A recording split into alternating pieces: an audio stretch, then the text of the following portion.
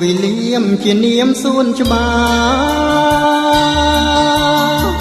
ស្នើលេងគុំកាសល់តែគុណជាអូនជាទេសចរទីកម្ពុជាមិនធ្លាប់រងាចោញៀងកាយាបងបីត្រកងនួនល្អងកាន់ស្នោក្មេងស្រែកហោថាសំគ្នាណាស់រត់នរត់អាយលែនដឹងរឿងយើងច្បាស់អូនកុំក្រឡាស់ដងដៃចោលបងលោកិនអ៊ីផតចំណតយន្តហោះដេចមិនស្រណោះដល់រូបខ្ញុំផង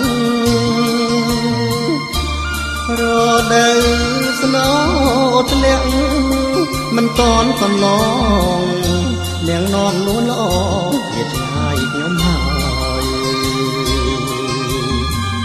អូនឃ្លាតបងទៅពើនឹកបងទេបងនឹកមានស្នេហ៍អន្លងពេលឡើយសំបុតទូរស័ព្ទមិនដេចអូនមិនឆ្លើយឬមួយត្រាំត្រាយមានថ្មីចោលបង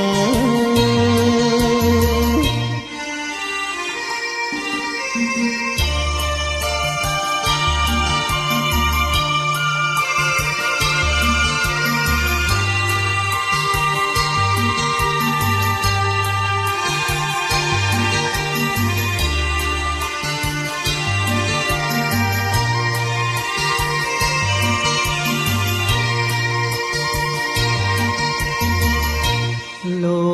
កិនអ៊ីផតចំណតយន្តហោះដេចមិនស្រណោះ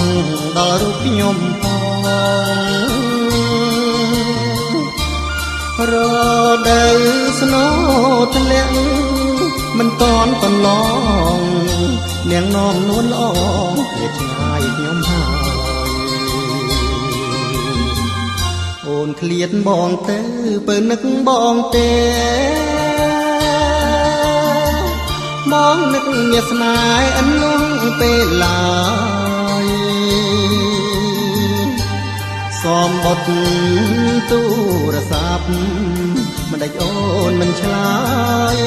ឬមួយត្រាំត្រាយមានថ្មីចោលបង